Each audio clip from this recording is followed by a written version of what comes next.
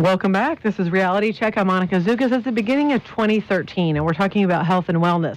Like I say, medical doctors are great, and there is a need for medicine. Of course there is, but before you get to that point, there's so many things we can do on our own to be proactive with our health. Drinking water is one of the main things, but during the break, Dr. McGuire and I were talking about being proactive, and we were talking about chronic pain. Give us a little bit of a summary of why people have chronic pain and how they can help that and how they get into that situation in the first place. Well, there's several points to that. 95% of all back pain is mechanical, so therefore it is related to the joint complex. So like meaning what? Normal wear and tear on your body can hurt you? Right. Deconditioning, like what we talked about earlier. A lot of people, even if they go to the gym, they still are weak in the postural muscles. And the postural muscles are what keep the spine steady and in control. So the postural muscles are stimulated whenever you need a protective defense. And so like before you try to sprain your ankle, your body's going to send a reflex to the cord to say, hey, I need to stop this action. And if there's an interruption there or there's not a proper impulse, then you're going to turn your ankle. Same thing with your back. You have postural muscles that are called quadratus lumborum and multifidi muscles. And those muscles are intersegmental, which means they connect vertebra to vertebra. And if those muscles are not properly stimulated or they're weak, then you're going to be more prone to chronic injuries. The other thing is that, like we talked about earlier, the foods we eat. We have the inflammatories, the omega-3 fatty acids, the red meats, sugars are inflammatory. So all those are going to keep your body inflamed and your joints chronically irritated. And they taste good, so we go after them. Right. But, the other thing, too, is not working with our core, Right. Flabby abs. When you sit all day, you're going to have a lot to chronicity. Secretary seat. Right. You're going to have spasms in your hips. Your hip flexors are going to be tight. Your low back's going to be weak and flaccid. You're going to have upper cross syndrome, which means the upper back is weak. Your chest muscles are tight, so your shoulders are rolled forward. That's why you have chronic headaches. People carry their head forward, and they chronically irritate the nerves within the occipital area. So all those factors play a role in the chronicity of someone's pain. So if you balance out your body's muscles, you keep your joints in alignment, and you eat proper foods, then you're going to be least likely to have chronic pain. But everybody that comes into me, that come in with headaches, one of the first things I'll ask is, do you think your headaches are normal? Well, yeah, they're normal. Everybody has headaches. Yeah. But they don't. That's a warning sign that there's an issue going on, and so that needs to be addressed. So that's not just something as you get older, you start having headaches every freaking day. No, that's not normal. See, and a lot of people just think because it's common. Well, I talked to 5 of my friends. They all have headaches. They just pop Excedrin, they pop this, that, and the other. And then you get a rebound headache whenever you're coming off. We talked earlier about Tylenol. Tylenol can be a dangerous thing, right? It's nasty. It messes, chews your liver up? And all that in excess is very difficult for your body to deal with. It breaks the kidneys, the liver, the large and small intestine, the stomach. You can end up with ulcers, GI bleeds, kidney dysfunction or failure, liver cirrhosis. All that can be, attributed to those problems. Well, a couple. That's where you see it's called lipofusion, where you see the aging process in the arms and the face. And then you mean like the age spots that we call? Yeah, the age spots. And what's happening when you see bleeds and the medication, it's also in the brain. And so you see a lot of lipofusion. One time you told me that. You're like, Monica, if you have all these bruises on the outside, there's things going on internally as well. That's where you see in the ES Tech, we look at the oxidative stress markers.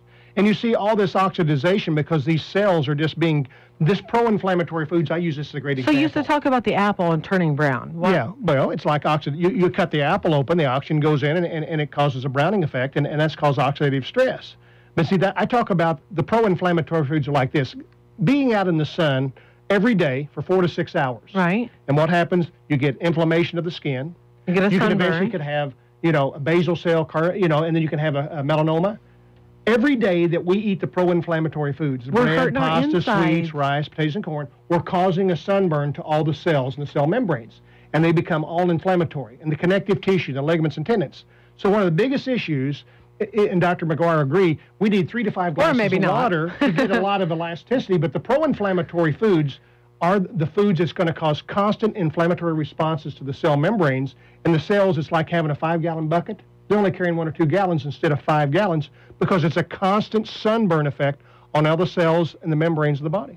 One thing that I've noticed over the years is I remember when I was little and you would always be talking to like aunts and uncles and friends and you're like, I know you guys think you're really cool because you're partying all the time and you guys like drinking like crazy and stuff, but it's really not a good idea. And they're like, whatever, Jerry, loosen up, have some more beer, have some more vodka, whatever, blah, blah, blah. And you're like, Really, I mean, like, have a good time and have a few drinks, but you guys need to, like, back it off.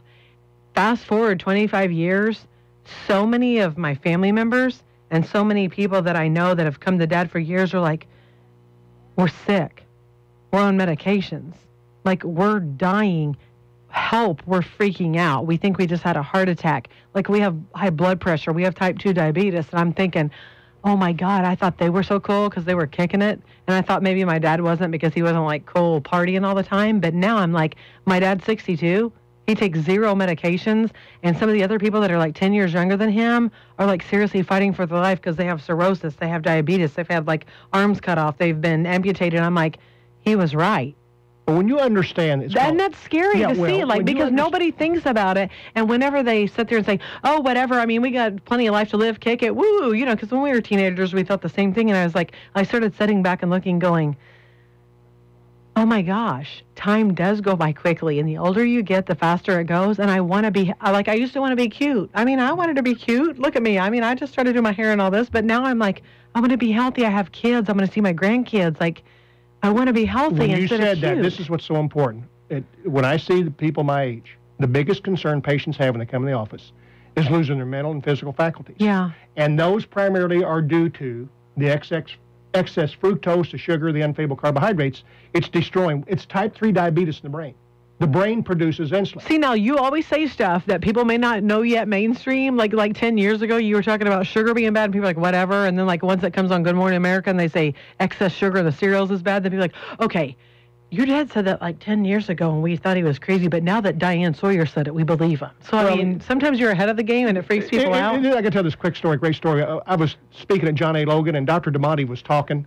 And so I was in his segment, and this guy raised his hand. He goes, Dr. Oz said that with a colon and this, and Dr. DeMonte, you know how stoic he is. Well, yeah. All I want to say is Dr. Oz is a cardiologist, and I am a specialist with a colon. Right, like I kind of know what I'm talking about. Because a lot of stuff that Dr. Oz says, I'm going, dear God, what's going on here? Because everything that we do through the scientific literature and research, and some of this is just totally off the wall. I've said for the last 8 years, omega-3s, fish oil, people are just taking it, and the doctors say it's a pro-inflammatory. No, it doesn't. What it does, they use it in paint thinner and lacquer. It destroys the iron, the red blood cell, and it will make the brain old. And now they finally come around. You know, Dr. Shanker I work with, you know, the nutritionist, and people go, oh, well, you said 7 or 8 years ago. And so one of the main things that you've done is, like, evolved, because you have not, you know, you as people grow and learn and change, and we have more technology and scientific research, you figure out, like, okay, what we thought 5 years ago is completely wrong. Well, that's what Dr. McGuire, young as he is, and I remember when he was going to chiropractic college, getting ready to start, and we talked about it. He's like me. Even at 62, I'm proactive, and I'm constantly in and you're always seminars eager to and learn. Stuff and learning, and so is Dr. McGuire. So we're what I call we're kind of a science-based type of thing where we're being proactive, because when you think you know it all, you better shut your doors, because everything changes. And Dr. McGuire, as he's talking tonight, is very, very knowledgeable, and like I said, he's staying proactive. Well, and that's who you want to go to, these doctors that are proactive. On top of the game. Well, I mean, and one thing I said, you know, during the break is, my dad knows Dr. McGuire. They've known each other forever. I've known Denny. We were in Nam together. They were in Nam. That's his running joke, is they were in Nam. We were in Nam together. No, but I find it interesting that for two people that don't even practice in the same towns, that don't speak often, through what you learn and keep up on, you guys have a lot of the same agreement with a lot of the same concepts. So, I mean, like, for the general person, it's the beginning of the new year. They're overweight. They've got kids. Their kids are in activities. They're running through McDonald's. Dr. McGuire, what do you tell the people that say, we have to start somewhere? What can we do to start somewhere, to start making ourselves healthier? Just if you drink 6 Cokes a day, drink 3 and drink 3 glasses of water, and then slowly, you can't go cold turkey. You cannot, because people go insane. You're addicted to it. But you slowly remove that from your body, and then you'll eventually crave water. I mean, people think I'm cheap, because when I go out to eat, I order water. I would like a water. Do you take lemon? And then the waitress looks at me like, oh, thanks. Yeah, I'm a big tip from you. So it's something that it's just a lifestyle change, and it's not something that you should go at it all, you know, head strong, because if you do that, then you'll fall. After a month of it, you'll say, heck with this, I'm done. That goes with working out with weights or doing the exercises we've talked about. Gradually get into it. And it's very important to have someone else there to support you. Right. You know, whether it's your spouse or your best friend or your doctor. Or your mistress. Yeah. I'm kidding. I'm kidding. Whoever you have faith in. Julie and Lori, back it down, girls. Back it down. But, it's whoever you have faith in. That's who you should be. Miss Lewinsky, what do you think? Should we drink some water? But that, like Dr. McGuire said, I tell that even though a lot of the Yabut people will go from a large fry to a small fry. And that makes a huge difference. It really does. If all you did tomorrow is add 1 glass of water, and a year from now, you'd be better. If all you did was start to walk 15, 20 minutes, you would see an improvement. If all you did was add 30 more minutes to sleep. So these simple things that you can do, and like Dr. McGuire said, as far as exercise, what you enjoy to do.